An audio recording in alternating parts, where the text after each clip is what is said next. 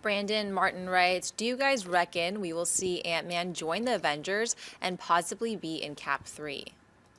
I don't think he's going to be in the Avengers at all. I think he will, Not this one. but not Yeah, this one. right. I think he's going to come in Avengers 3. Yeah, because I think they're going to set up.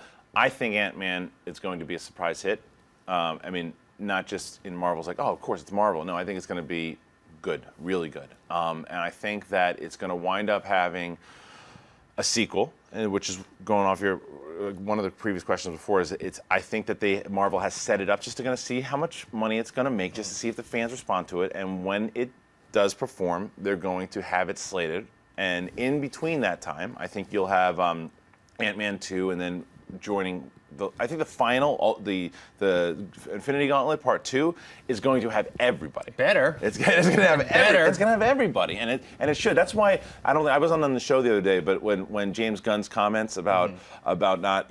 You're not going to see too many Guardians and the Avengers. I think that is total BS, and I think it's total just throwing you the other way, because the stuff that we saw at that Marvel event, the way that they pitched it in that video was that everything was coming to a head with everyone. They just didn't show Ant-Man because we haven't really seen an Ant-Man movie yet, as where you just saw Guardians. And also, they dealt with Infinity Gem, which is, and the Thanos was in the movie, so right. They definitely are going to go there. Maybe, like you said, the second Infinity War, and maybe not the first one. I mean the second, and that's when you can, because eventually you're going to have a lot of these people, whether it be Ant-Man or the Inhumans or whoever it is, they're going to have to start to take over once we get into Phase 4.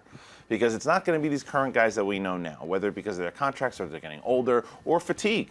We're going to eventually want to see, the Avengers won't end after Infinity Gauntlet. It'll just be a new team Avengers, and I think that that's what people will want. What's it, 2018, 2019? By that time, let's get a new team, and we'll be ready for it.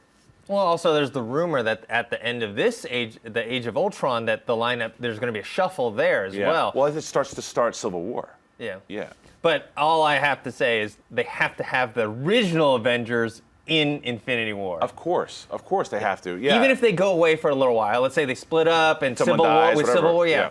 They got to come back. They absolutely have to come back, and it's a passing of torch. But there's going to be so much character development. And that's another answer to that question before, is what other franchises should do is further your characters, further your story. Don't just put them in movies because people like them. Something is going to happen big in this movie leading up to Civil War and then leading into those other movies. They are going to follow that thread. Cap and Tony Stark are going to go at it. So by the time we get to the Infinity Gauntlet, is what happens between those two. Is Cap still around? You know, who knows? There's going to be a lot that's happening at that point. To go back to that one question, too, you know what they could learn from Marvel? Is taking risks on talented directors that aren't as well known. Yes. Because, everyone's talking about Joss Whedon. He really had only made, one movie before that time? Right, he was huge in the geek culture. Exactly, but with Buffy and Angel and Firefly and all that stuff. But he actually wasn't a big name in the movies. But they took a chance on him. They took a chance on Jon Favreau. Right. They're, Russo brother. They're taking chances on these talented. Great point, because it's a matter of these studios who sometimes, I always use the example of when Fox really bullied Gavin Hood when he did Wolverine. Because Origins, yeah. Yeah, people blame Gavin Hood, and it's the same way they were kind of blaming Mark Webb, as where the studio was like, boom, boom, boom, you do what I say. It's pretty much what it was. Gavin Hood had done one small movie, which was Satsi, which is a great movie, and he wasn't able to do his thing. He was handcuffed, and he had to be because he didn't have any power. But if you trust in a director and a writer off the bat, trust in them to do it. You always have to take notes. A good studio executive will go and put stuff down, but yeah, you're right. Trust them. Let them put their vision. You hire them for a reason. The difference with Edgar Wright is that they just didn't see eye to eye as far as the overall plan, and they split amicably. So, but yeah, I agree. It's trust in who you hire, and don't bully them. Hey everyone, if you liked this video, click that thumbs up button and make sure to subscribe to our AMC Movie News YouTube channel. It's free and helps you stay up to date with all the latest movie news, as well as our daily AMC movie talk show.